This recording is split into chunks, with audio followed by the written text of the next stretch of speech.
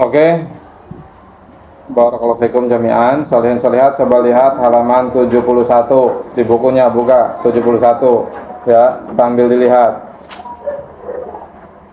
Nah, berikutnya kita membahas tentang sujud tilawah dan sujud syukur. Yang pertama sujud tilawah. Nah, sujud tilawah itu dilakukan ketika seseorang membaca ayat sajdah ada di dalam Al-Quran, atau dia mendengar seseorang yang membaca ayat sajdah kemudian dia sujud, maka kita ikut sujud bersamanya. Nah, ini disebutnya sujud apa?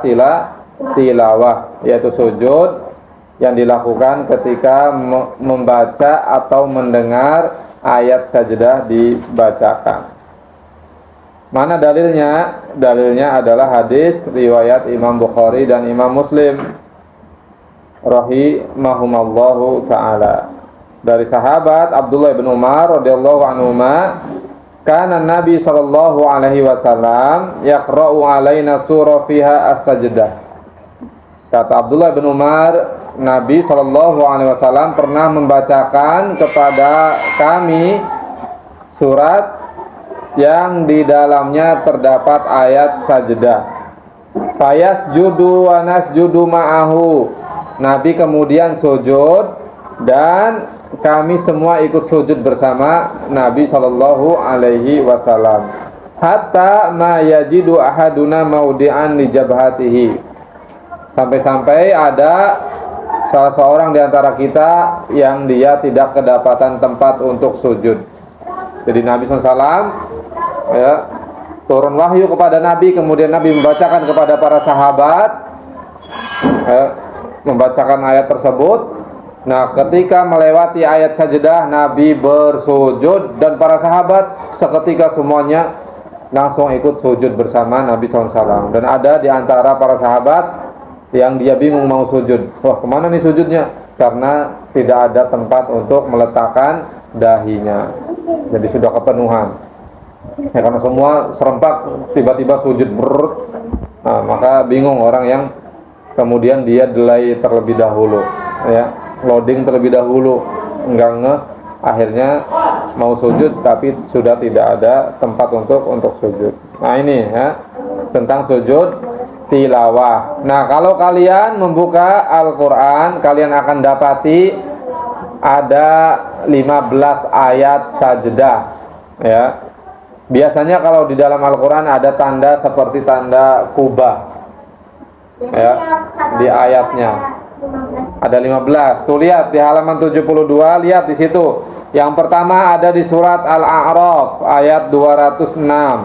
Terus ada di surat Ar-Ra'd ayat 15. Ada di surat An-Nahl ayat 49 sampai 50. Ada di surat Al-Isra ayat 107 sampai 109. Ada di surat Maryam ayat 58. Ada di surat Al-Hajj ayat 18. Dan di Al-Hajj juga ada di ayat 77. Kemudian Al-Furqan ayat 60. Kemudian An-Naml ayat 25 dan 26. Kemudian As-Sajdah di ayat 15. Kemudian Fusilat ayat 37 sampai 38. Kemudian Shad ayat 24. Kemudian An-Najm ayat 62. Kemudian Al-Insyiqaq ayat 20 sampai 21, dan terakhir di Al-Alaq ada di ayat 19. Jadi ada 15 ayat sajdah di dalam Al-Qur'an. Kalau kalian melewati ayat-ayat ini, maka ya, disunahkan untuk melakukan sujud tilawah ya. Satu kali saja dilakukannya, langsung sujud ya, membaca Subhana Rabbiyal A'la. Atau ada yang menganjurkan membaca doanya sajada wajhi lilladzi khalaqa wa sawwara wa syaqqa sam'a wa basara tabarakallahu ahsanul khaliqin ya, dan menghadap kiblat ketika sujud tilawah. Kemudian berikutnya adalah sujud syukur. Nah, ini juga dianjurkan, disunahkan ya, sujud syukur. Kapan sujud syukur dilakukan?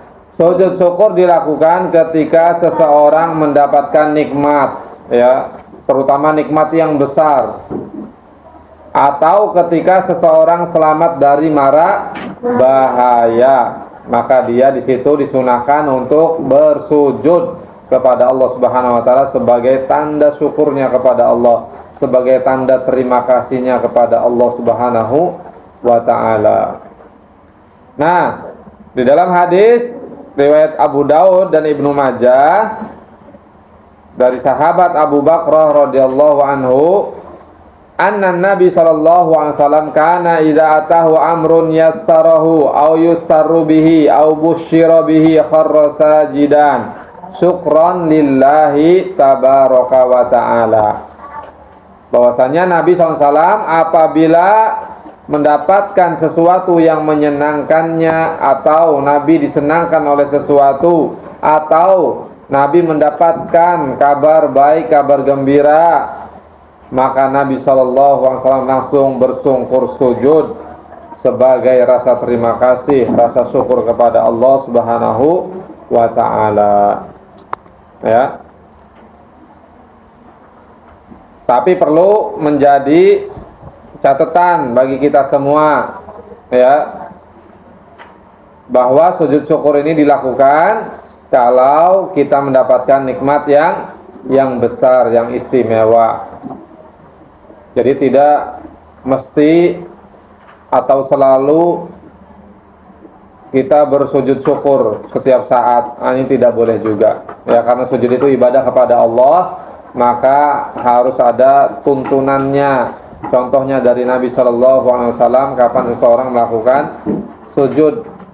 Nah, sujud syukur ini sudah ada tuntunannya, yaitu ketika seseorang dia mendapatkan nikmat yang besar atau istimewa, atau ketika dia selamat dari mara bahaya. Jadi tidak setiap nikmat, karena kita setiap hari dapat nikmat nggak dari Allah? Dapat, alhamdulillah. Tapi bukan berarti kemudian kita bisa makan, habis makan kita sujud. Kita bisa minum, habis minum kita sujud. Bener nggak kayak gini? Nggak ada tuntunannya dari Nabi. Atau kita punya baju, buka lemari, alhamdulillah aku punya baju, pakai baju terus sujud. Ya. Terus apa lagi? Habis berkendara sampai sekolah, terus di sekolah sujud. Alhamdulillah aku bisa sampai sekolah, terus sujud syukur. Tidak perlu seperti itu berlebihan ya. Jadi cukup ucap alhamdulillah saja. Adapun sujud syukur dilakukan misalkan ketika seseorang dia sedang menunggu-nunggu nikmat dari Allah atau karunia dari Allah. Contohnya misalkan ada bapak ibu ya, pasangan suami istri, dia sudah lama menikah, bertahun-tahun, berpuluh tahun, tapi belum punya anak. Ada tidak? Ada, banyak ya. Sampai menanti bertahun-tahun, sampai ada yang 10 tahun bahkan lebih. Nah, kemudian di tahun-tahun berikutnya alhamdulillah dia kemudian dikaruniai anak, hamil. Di situ baru boleh tuh bersujud syukur. Alhamdulillah ya Allah, sujud syukur suami istri. Ada Ustadz pernah lihat sempat viral videonya suami istri, masya Allah. Ustadz juga sampai ikut nangis ketika nonton videonya. Jadi suami istri ini sudah bertahun-tahun menikah, tapi belum punya momongan. Sampai kemudian alhamdulillah Allah berikan momongan itu. Jadi si istrinya memberi kejutan kepada suaminya. Suaminya pulang kerja. Nah, istrinya kemudian membelikan kado buat suaminya. Tahu nggak isi kadonya apa? Test pack. Ya. Isi kadonya test pack. Tanda wanita hamil, ada garis 2 di test packnya. Si suaminya langsung nangis. Sayang, ini bener. Langsung pelukan. Aduh, sedih banget Ustaz. Iya, karena bagi orang yang sudah lama menanti, menunggu-nunggu, ketika dapat ya hamil, punya anak, pasti senang dan bahagia. Nah, di situ sujud syukur ya. Atau misalkan selamat dari bahaya.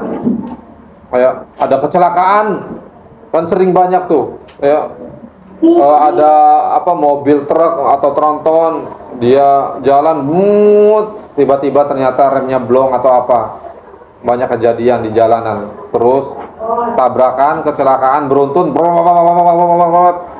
Misalkan ada di antara yang kecelakaan itu ada kamu misalkan, ada kalian lagi jalan, yang lain qadarullah ditakdirkan oleh Allah kena kecelakaan, tapi kamu alhamdulillah padahal dekat dengan lokasi kecelakaan tapi kamu diselamatkan oleh Allah. Misalkan karena di sini ada tiang listrik dari besi yang besar, akhirnya kamu selamat di situ. Nah, langsung kamu sujud syukur di situ. Alhamdulillah, ya Allah, alhamdulillah. Ya. Di tengah-tengah orang lagi kecelakaan, kamu diselamatkan oleh siapa? Allah Subhanahu wa taala. Nah, itu baru boleh langsung sujud syukur. Coba siapa yang pernah mengamalkan sujud syukur? Hah? Belum pernah. Nah, maka nanti dilakukan. Atau misalkan seperti kalian sekarang nanti misalkan lulus, ya, masuk ke jenjang berikutnya sekolah, kalian daftar ke sekolah yang kalian idam-idamkan, yang kalian impikan, misalkan sudah daftar, sudah berusaha, ikut tes dan lain sebagainya, terus nunggu sebulan 2 bulan pengumumannya. Oh ya Allah, gelisah hatinya. Kemudian muncul pengumumannya, diterima di sekolah favorit, namanya Sabina, Malika, Ali, Fardan, Haifa, Marvin, dan semuanya. Langsung di situ, alhamdulillah, langsung sujud syukur. Itu sebagai rasa syukur. Seperti Nabi SAW ketika mendapatkan sesuatu yang menyenangkan dan diberi kabar gembira, Nabi langsung bersujud, ya, sujud syukur sebagai tanda terima kasih dan syukur kepada Allah Subhanahu wa taala. Oke, barakallahu fikum jami'an.